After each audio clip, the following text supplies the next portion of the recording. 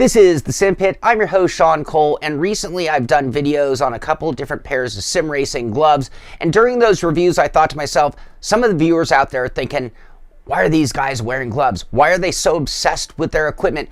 Do I even need sim racing gloves? And that is a very good question, and hopefully in today's show I'm going to answer those questions and you can decide whether you do or don't need sim racing gloves. So whether you're talking real life racing or sim racing, there are a handful of reasons why we use gloves, starting off with hand protection.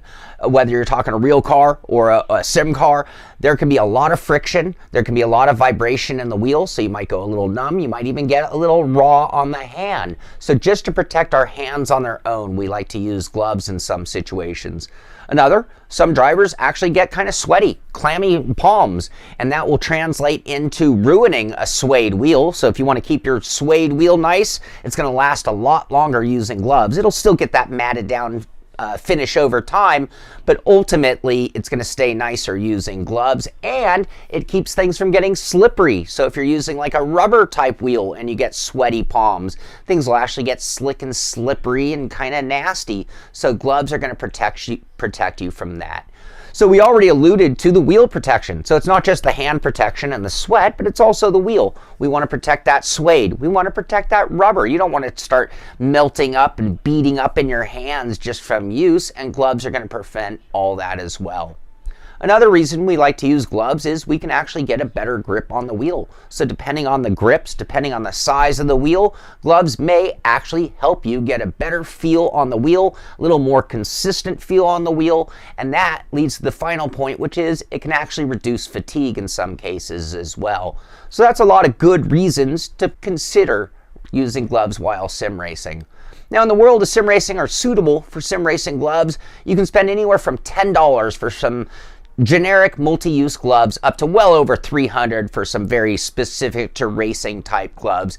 And I'm going to talk about all the different types that you can choose from and why one might give you the benefits you need versus another style. And I think it starts with like the old man traditional driving gloves. I don't have a pair here, but they're the leather gloves. They're single layer, no extra cushioning. Usually you'll see some perforations on the back and either a Velcro or a snap closure. And these I think have been used since people started racing cars in the very, very beginning days of time, and they're still used quite commonly today. Another type of glove that I see a lot of sim racers use that is a very good option would be using some traditional bicycling gloves of all things. The nice thing about these is they're fingerless, so it means they're going to be very lightweight. It also means they're going to reduce the amount of temperature raised. They're very cool, and they're often built with lightweight materials because they're intended for working out on a bicycle. So these are probably going to be the coolest option as far as temperature goes. The downside might be that their cushioning might be specific to a handlebar versus a steering wheel. So you're going to have to look at the type of cushioning. I wouldn't recommend this pair, but I've seen some with a little less heel pad that might be perfect for sim racing. The downside of bicycle gloves is they tend to be a little pricey because they're specifically built for another different expensive hobby. So you're not going to see a lot of reduced price in bicycle gloves. The next option would be using something that is totally multi-use. A multi-use glove like the Mechanics Wear Fast Fit, or I always see people recommending like cheap Harbor Freight copies of this glove that'll cost you like $10. The Mechanics Wear, they list for $30. I bought this pair for $20 at Napa. I've used them for years, anything from an impact wrench to, yes, I use these in sim racing, and they're a great option as well without breaking the bank. Now, if you want to jump into sim racing specific gloves, there are a couple of reasons to buy a sim racing specific glove versus a generic multi-use glove or racing gloves, which we'll talk about. And the main reasons being that a lot of time the padding, the cushioning, or the grip surfaces are going to be a great reason to use this type of glove. So in the case of the track racer that we recently reviewed, you've got a pleather, a fake leather bottom with a little bit of grippy material, and then you've got the spandex on the outside, which is going to reduce temperature and give them a nice firm fit as well. On top of that, you're talking about touchscreen fingers, so they know what we're doing, and they've given us the electronic interface through the glove, and that's a great option. The only problem is, because we've gone to the hobbyist level, they come at a premium. So if we go back to the bike industry and you bought brand names, well, it's going to come at a premium compared to Specialized or Nike. Same thing goes in the sim racing world. The minute you buy gloves that are specific to our hobby, by the brand names that we love, well, then it's going to come at a little bit more of a premium. So these list at $35 on sale for $29. Looking at our Simpit IMB racewear gloves. Now this is the next step up, okay? These are $50, so there's even a big difference between these two.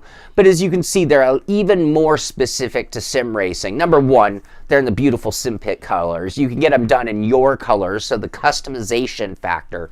I've got my name on it, my American flag on it. So again, tailored to me, comes at a premium. You've got grip surface throughout the whole glove, single layer, so no cushioning, just a good thick layer and cushioning. And again, the touch sensitive fingers, which is a huge advantage. And then another great option for sim racing would be going with authentic racing gloves. Now, the downside of racing gloves is that you're paying a little extra for a few things. Number one, they're made for safety. They have to pass safety inspection, which that tag actually costs them money to prove that they are fireproof and worthy of racing. So that costs a little extra.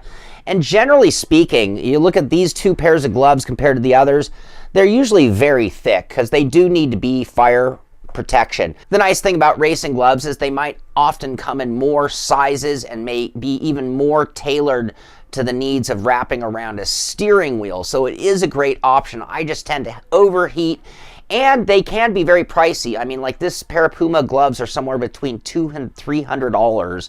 So honestly, as nice as they are, I wouldn't want to wear them out with the amount of hours I spend in a sim. I need these at the ready for the next time I get on a real car, in a real car on a real track.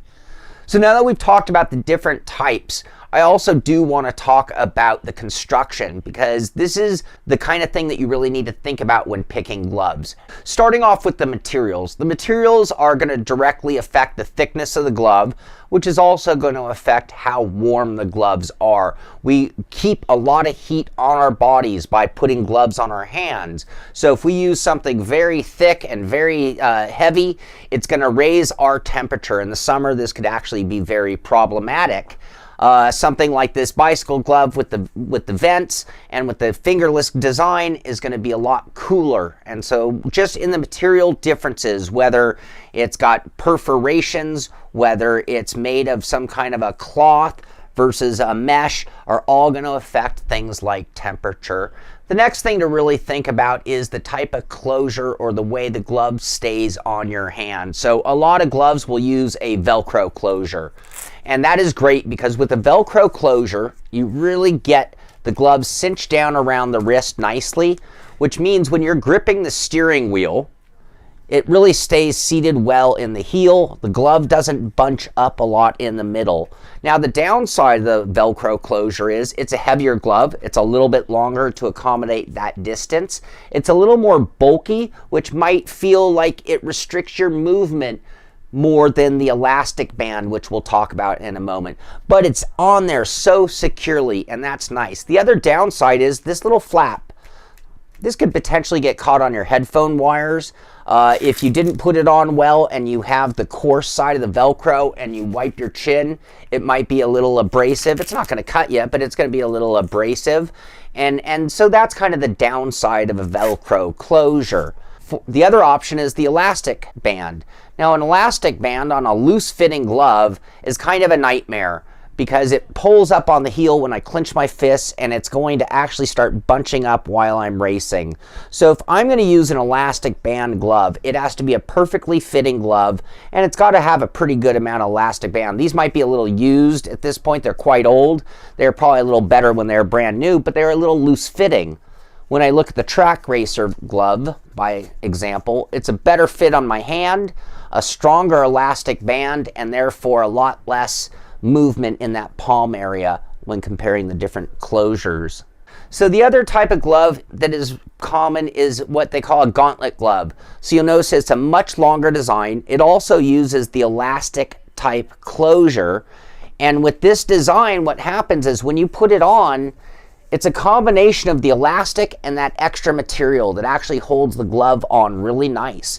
So you have a lot of freedom of movement. You don't have that restriction of a Velcro or snap band, but you still have a little bit more anchoring or leverage out of the glove to stay on your hand nice. It is a really great design in holding on nicely. It also fits over a fire suit, which is the reason they usually use gauntlet. But you can see how much warmer this would be than comparing it to the other designs here. The next thing to think about is the thickness or the amount of padding. So, and this is something that you really have to determine for yourself in a few ways. If your hands are getting sore, you might need more padding. If the vibration is killing you, you might need a thicker glove or more padding. If you're finding that you're having a hard time gripping the wheel, more padding could help. But there's always sort of a pro and a con, or a yin and yang. So depending on the thickness of your grips, could affect how thick you want your glove to be. So for example, these GSI grips are very large. So I'm probably only going to want, and they're form-fitting. So I don't have a lot of friction problem. I don't need a lot of padding protection. What I need is that nice protection for the hand and the wheel together against the sweat and get a good grip. And a nice single layer feels really good for my size hands with these grips.